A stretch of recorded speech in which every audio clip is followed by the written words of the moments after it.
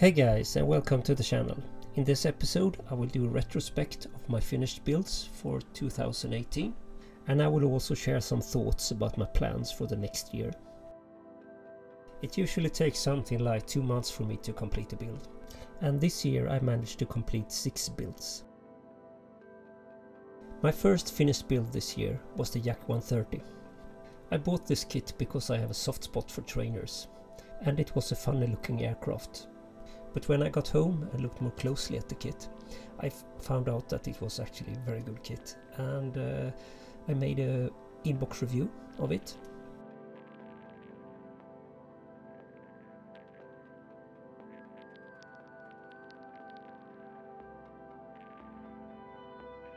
After that I got an invitation from another YouTuber, ChancerNW. He proposed that we would do a buddy build. And I thought that was a great idea, because I wanted to build the kit instead of just putting it in the stash.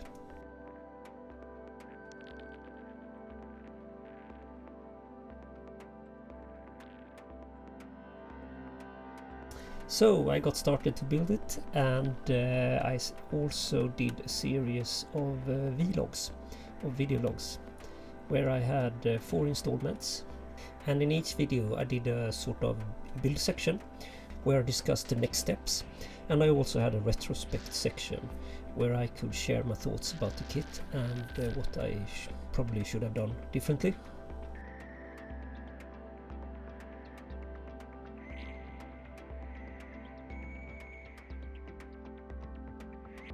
I decided the paint scheme very late in the build actually. I had more or less built the complete aircraft when I looked in the paint callout. And the thing is that the paint callout is black and white, so there's really not much inspiration from that. So I went out on the internet looking at reference pictures, and when I saw the Belarusian Air Force livery, I thought that looked just great. I fell in love with that immediately.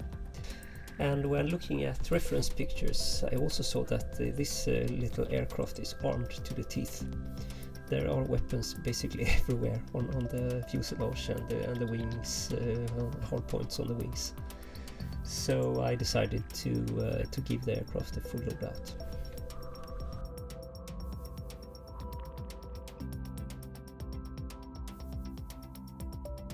The next kit I finished was the Edward 172 scale Hellcat. This kit is a Profi pack, which means that it includes aftermarket and basically everything you need to make a good looking model. So I've built it out of the box with the only exception of the antenna, which is made using some rigging wire.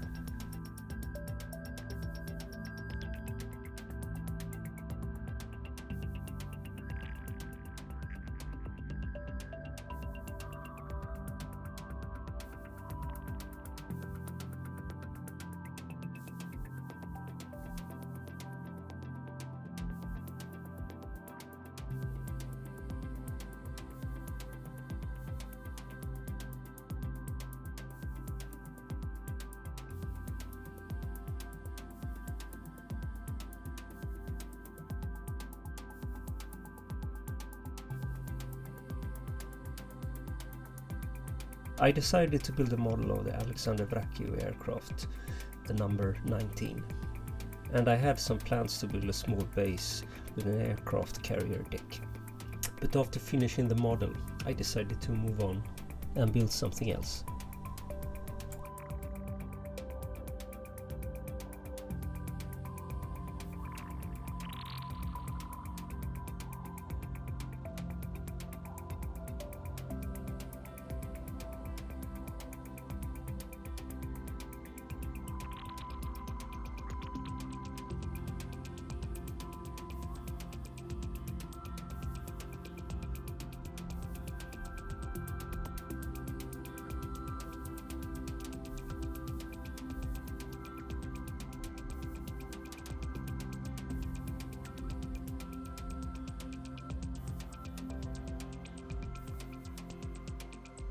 The kit went together really well, and I didn't face any issues with it.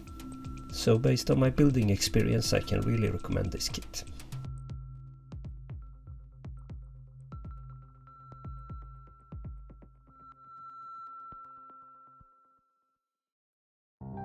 Here's something a little bit different. I decided to take a short break from aircrafts and build some armor.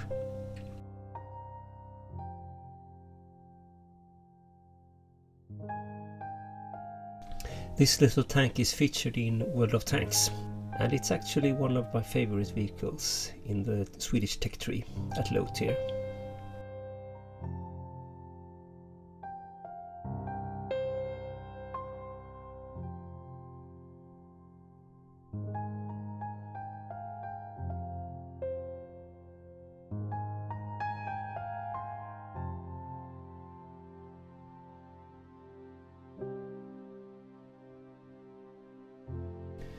The build was quite easy, except for the track links.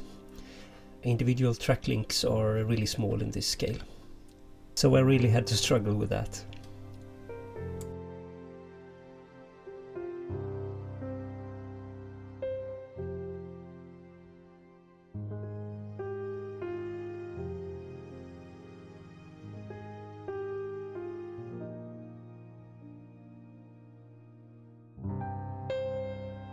I tried to airbrush the camo pattern freehand, but that failed horribly, and I had to redo everything and using Panzer Putty for masking instead, and that worked fine.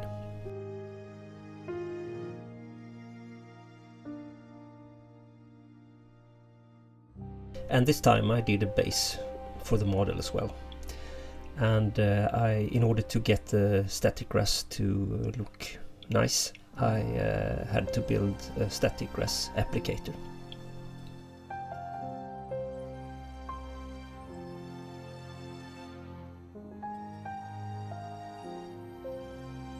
So we're back at aircraft again, and this was my entry for the ISM Bomber SiG. This old Revell kit is really awful. Sorry, but there's no other way to put it. Nothing really fits, and there are sink marks all over the place. So I had to spend a lot of time filling and sanding. The kit also has raised panel lines, so I had to sand those down and rescribe new one. I got the advice from a fellow modeler to skip the decals that were included in the kit. So I bought some aftermarket decals from Begemot. I also decided to add the ram painted areas on the fuselage, so I made a masking set using my silhouette portrait. When I started this project, my ambition were to finish the entry as quick as possible, but when I started to do some more research about this amazing aircraft, I decided to put some extra effort into it. And I scratch built a small pilot and a mission commander in the cockpit. You can barely see them through the canopy, but they are there.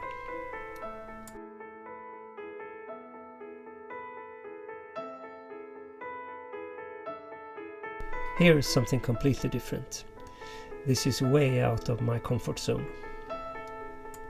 I bought this kit when I got back to the hobby, so it's been around in my stash for many years. And when Paul at International Scale Modeler started the muscle car build, I decided to join with this entry.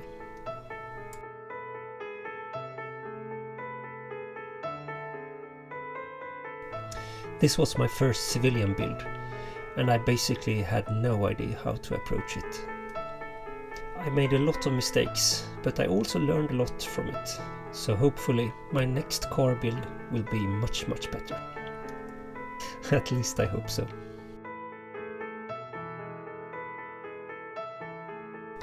My biggest mistake was that I didn't dry fit the kit before I started to paint it.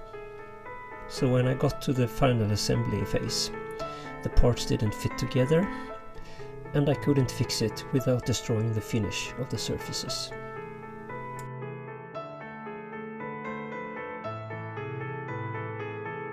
I haven't released any build log and reveal video for this project yet, but I will probably do that next year. And we have finally reached the last completed build this year. So here's another spoiler. I haven't released any build log and reveal video for this yet, but I will do that very soon. This build has been on and off my workbench for almost 9 months. The kit itself isn't so bad, but I decided to add some aftermarket exhaust resin parts from areas, and I had a lot of problem to get them to fit. In the end I had to scratch build some parts to move on with the build. And I didn't have any solid plan for achieving the Raptor sheen. The whole aircraft is covered with a radar absorbing material that gives it kind of a sheen or a metallic look. I found a couple of suggestions how to achieve this, but when I tried it I couldn't make it look good, so I decided to figure out something on my own. So what I did was to use lacquer based metallizer as a base coat, and on top of that I sprayed highly diluted Guns acrylics to build up the camo pattern.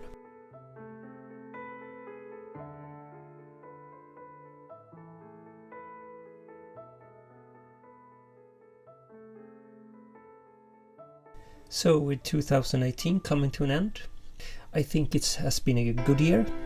I have learned a lot of new things and my scale modeling has moved forward a little bit.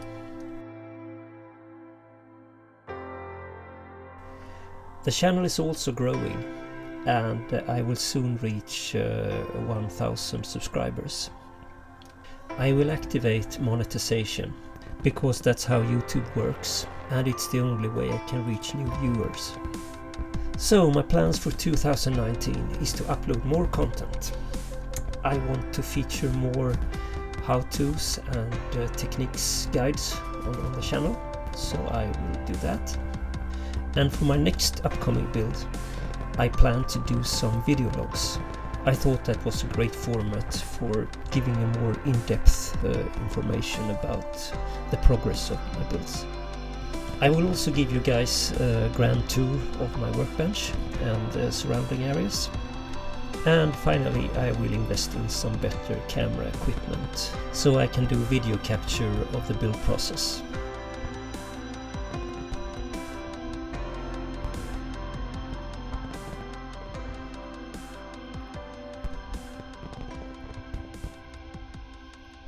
So that's my plans for 2019.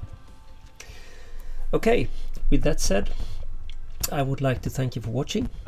A big thank you for supporting the channel, and I see you in the next one. Goodbye.